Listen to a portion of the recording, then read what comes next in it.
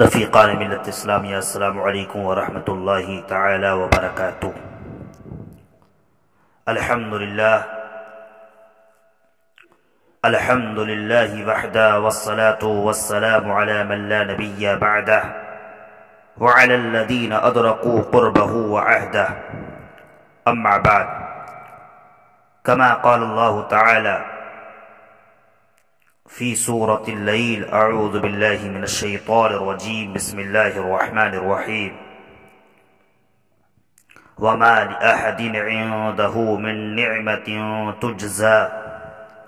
إلا ابتغاء وجه ربه الأعلى ولسوف يرضى۔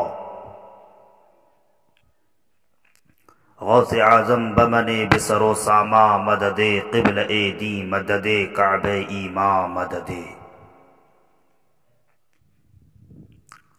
بگرداب بلا افتاد کشتی، ضعیفان شکستہ رات و پشتی، بحق خواجہ عثمان ہارونی، مدد کن یا معین الدین چشتی۔ حضرات محترم، آج ہم اور آپ یار غار مصطفیٰ صلی اللہ تعالی علیہ وسلم، پیارے آقا صلی اللہ علیہ وسلم کے سچے عاشق حضرت صدیق اکبر رضی اللہ تعالیٰ عنہ کی ذات گرامی پر گفتگو سننے اور سنانے کے لیے جمع ہوئے۔ حضرات محترم، میں نے جس آیت کی تلاوت کی ہے، اس آیت کا نزول ان لوگوں کی رد میں ہوا کہ جب حضرت صدیق اکبر رضی اللہ تعالیٰ عنہ نے ایک عظیم رقم دے کر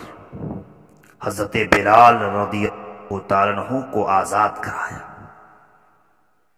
کچھ لوگوں نے کہا کہ لگتا ہے بلال کا کوئی نہ کوئی بہت بڑا احسان تھا ابو بکر پر، جس کو انہوں نے چکایا ہے۔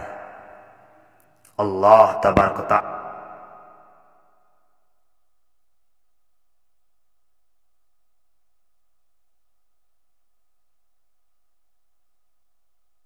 تعالی غار ابو بکر نے جو بلال کو آزاد کیا ہے، وہ اس لیے نہیں کیا ہے کہ بلال کا ان پر کوئی احسان تھا، نہیں، اس لیے نہیں، بلکہ ابو بکر نے جو آزاد کیا ہے بلال کو، وہ میرے اور میرے محبوب کی رضا حاصل کرنے کے لیے کیا ہے، مجھے خوش کرنے کے لیے کیا ہے، میری خوشنودی حاصل کرنے کے لیے کیا ہے، جس کا ذکر اس آیت میں فرمایا، اور فرمایا وَمَا لِأَحَدٍ عِندَهُ مِن نِعْمَةٍ تُجْزَىٰ، اس پر اس کا کوئی احسان نہیں ہے کہ جسے چکایا جائے، کہ جس کا بدلہ دیا جائے،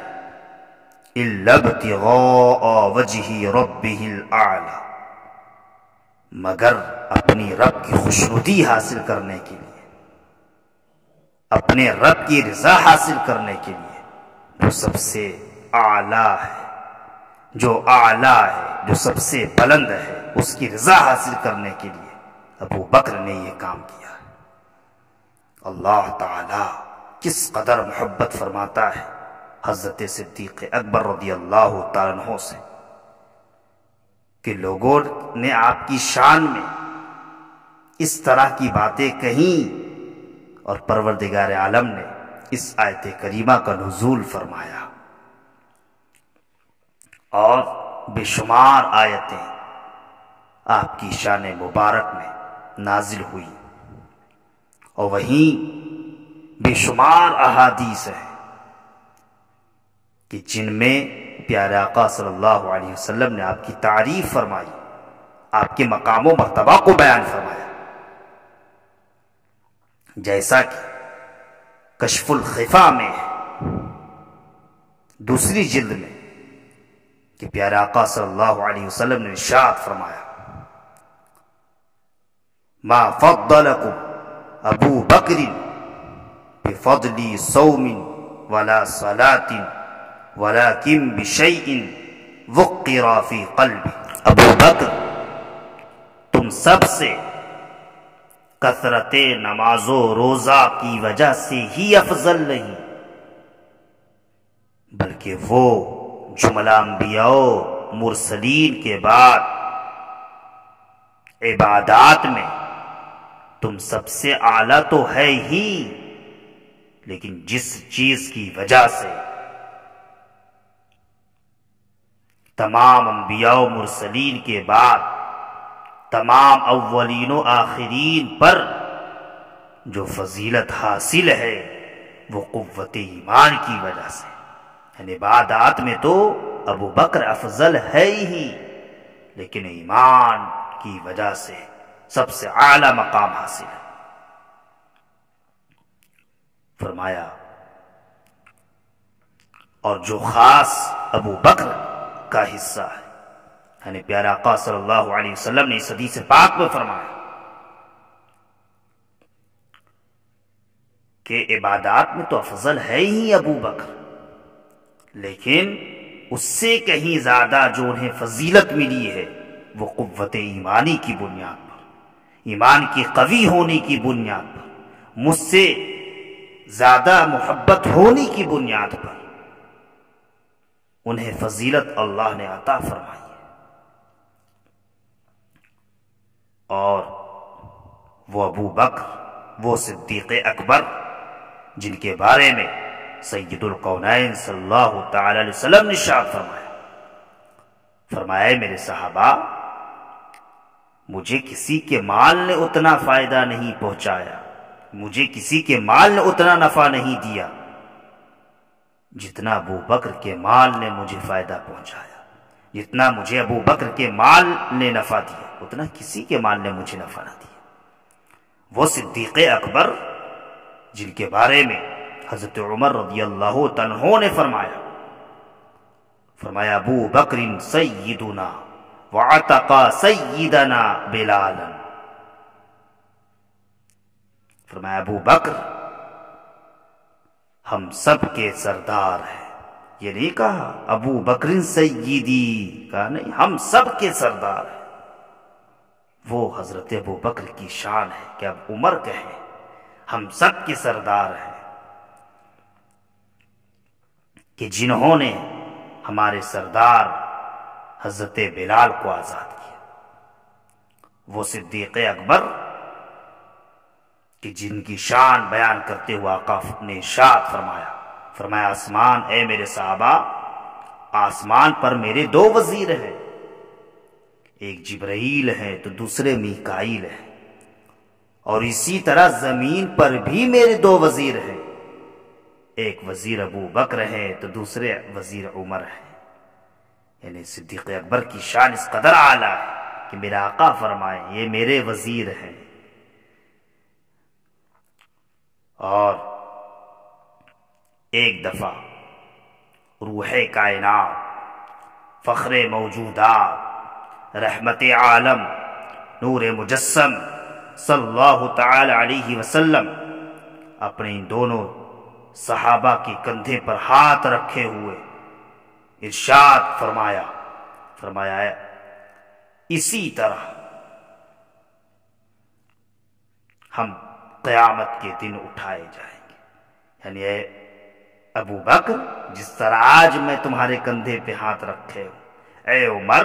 جیسے اس وقت میں تمہارے کندھے پہ ہاتھ رکھا ہوں، اسی طرح قیامت کے دن ہم لوگ اٹھائے جائیں گے۔ اللہ اکبر۔ جہاں ایک طرف شان ابو بکر معلوم ہوتی ہے، جہاں ایک طرف شان حضرت عمر معلوم ہوتی ہے، وہیں آقا علیہ السلام کا علم غیب بھی معلوم ہوتا ہے۔ حضرت ابو بکر نے اعتراض نہ کیا، رسول اللہ آپ کو کیسے معلوم؟ گویا ابو بکر کا بھی یہی نظریہ تھا، حضرت ابو بکر کا بھی یہی عقیدہ تھا کہ میرا آقا علم غیب جانتے ہیں، میرا آقا غیب کا علم رکھتے ہیں۔ حضرت عمر کا بھی یہی عقیدہ تھا کہ میرا آقا علم غیب رکھتے ہیں اللہ کے فضل و عطا سے، اور آپ کی شان تو اس قدر اعلیٰ ہے کہ بخاری میں یہ حدیث ہے اور اس کو نقل کیا گیا ہے انوار تاج الشریعہ میں بھی کہ شیر خدا حضرت مولا علی رضی اللہ تعالیٰ عنہ کے صاحبزادے حضرت امام محمد ابن حنفیہ فرماتے ہیں قلت لأبی ای الناس خیر بعد رسول اللہ صلی اللہ علیہ وسلم، میں نے اپنے والد حضرت علی شیر خدا رضی اللہ تعالیٰ عنہ کی بارگاہ میں عرض کیا کہ جملہ انبیاء و مرسلین کے بعد لوگوں میں سب سے افضل کون ہیں، سب سے بہتر کون ہے؟ قال ابو بکر، جب میں نے اپنے والد حضرت علی شیر خدا رضی اللہ عنہ سے یہ سوال کیا، حضرت علی رضی اللہ عنہ نے فرمایا ابو بکر ہے وہ صدیق اکبر، کہ جن سے سوال کیا گیا کہ انبیاء و مرسلین کے بعد سب سے افضل کون ہے، تو حضرت علی فرمائے ابو بکر ہیں۔ حضرت امام محمد بن حنفیہ فرماتے ہیں قلت ثم من، پھر میں نے پوچھا، پھر میں نے عرض کیا پھر کون ہے؟ قال، حضرت علی رضی اللہ عنہ نے فرمایا ثم عمر، پھر عمر ہے۔ تو یہ شان صدیق اکبر ہے کہ جن کے بارے میں حضرت علی فرمائے کہ تمام انبیاء و مرسلین کے بعد سب سے افضل وہ ہے۔ اور اس حدیث کو روایت کیا امام بخاری نے اور امام ابن ماجہ نے حضرت علی رضی اللہ تعالیٰ عنہ سے۔ حضرت علی رضی اللہ تعالیٰ عنہ فرماتے ہیں قال رسول اللہ صلی اللہ علیہ وسلم خیر الناس بعد رسول اللہ صلی اللہ علیہ وسلم ابو بکر وخیر الناس بعد ابی بکر عمر، کہ سرکار دو عالم صلی اللہ تعالی علیہ وسلم نے ارشاد فرمایا اس امت میں جملہ انبیاء و مرسلین کے بعد تمام اولین و آخرین میں سب سے زیادہ مرتبہ ابو بکر کا ہے۔ آقا نے بھی بیان فرمایا، سبحان اللہ، یہ شان حضرت صدیق اکبر ہے کہ آقا ان کی فضیلت بیان فرمائے کہ سب سے زیادہ مرتبہ اگر ہے تمام انبیاء و مرسلین کے بعد تو وہ حضرت صدیق اکبر کا ہے، ابو بکر کا ہے، اور فرمایا ان کے بعد حضرت عمر کا ہے۔ اور اس حدیث کو نقل کیا گیا ہے ازالۃ الخفا عن خلافت الخلفاء اور مسند علی بن ابی طالب، جس کے راوی ہیں حضرت علقمہ بن وقاص رضی اللہ تعالی عنہ۔ ان علقمہ قال بلغ علیا ان اقواما يفضلونه على ابي بكر وعمر، فصعد المنبر فحمد الله واثنى عليه ثم قال ايها الناس انه بلغني ان اقواما يفضلوني على ابي بكر وعمر ولو كنت تقدمت فيه لعاقبت فيه، فمن سمعته بعد هذا اليوم يقول هذا فهو مفتر عليه حد المفتری۔ یہ حدیث مروی ہے حضرت علقمہ بن وقاص رضی اللہ تعالیٰ عنہ سے، اور حضرت علقمہ بن وقاص رضی اللہ عنہ یہ سید المفسرین، سید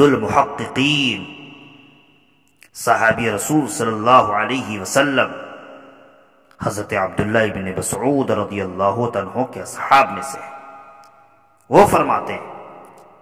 کہ حضرت علی رضی اللہ عنہ کو یہ خبر پہنچی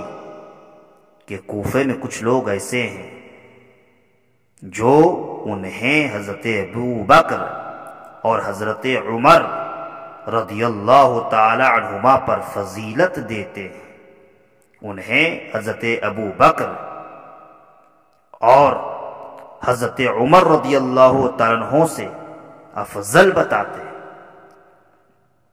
آپ رضی اللہ تعالی عنہ ممبر پر چڑھے، یعنی حضرت علی رضی اللہ عنہ ممبر پر چڑھے اور اللہ تعالیٰ کی حمد و ثنا بیان کی۔ پھر فرمایا اے لوگو، مجھے خبر پہنچی ہے کہ کچھ لوگ ایسے ہیں جو مجھے حضرت ابو بکر اور حضرت عمر پر فضیلت دیتے ہیں، حضرت ابو بکر اور حضرت عمر رضی اللہ عنہما سے افضل بتاتے ہیں۔ اگر میں اس معاملے میں بغیر تنبیہ کے اگر سزا دیتا تو پہلے میں سزا دینے میں جلدی کرتا، اور میں تم لوگوں کو سزا دیتا، تم مجھے کیوں افضل بتاتے ہو؟ تم مجھے ان نفوس قدسیہ پر کیوں فضیلت دیتے ہو؟ پھر فرمایا اب میں اعلان کرتا ہوں، اگر اس کے بعد میں نے کسی کو ایسی بات کہتے ہوئے سنا تو اس پر مفتری کی حد قائم ہو، یعنی اس کو 80 کوڑے لگائے جائیں گے۔ اس قدر حضرت علی رضی اللہ تعالیٰ عنہ محبت فرماتا تھا۔ آپ کو پتا چلا، خبر ملی کہ کچھ لوگ ایسے اس طرح کہتے، آپ نے فوراً اس کا رد فرمایا۔ پتہ یہ چلا کہ حق وہی ہے کہ حضرت ابو بکر رضی اللہ تعالی عنہ تمام انبیاء اور رسولان اعظام کے بعد تمام اولین و آخرین میں سب سے افضل اور اعلیٰ ہے۔ کہ کس قدر آپ کی شان اعلیٰ ہے، کہ آپ کی شان حضرت علی رضی اللہ تعالیٰ عنہ بیان فرمائے۔ اللہ تبارک و تعالی حضرت صدیق اکبر رضی اللہ تعالیٰ عنہ کے مشن پر چلتے ہوئے ان کی محبت میں زندگی گزارنے کی توفیق عطا فرمائے، اور ان کے صدق و طفیل میں ہم سب کو پیارے آقا صلی اللہ علیہ وسلم کا سچا پکا عاشق وفادار غلام بنائے۔ وآخر دعوانا ان الحمد للہ رب العالمین۔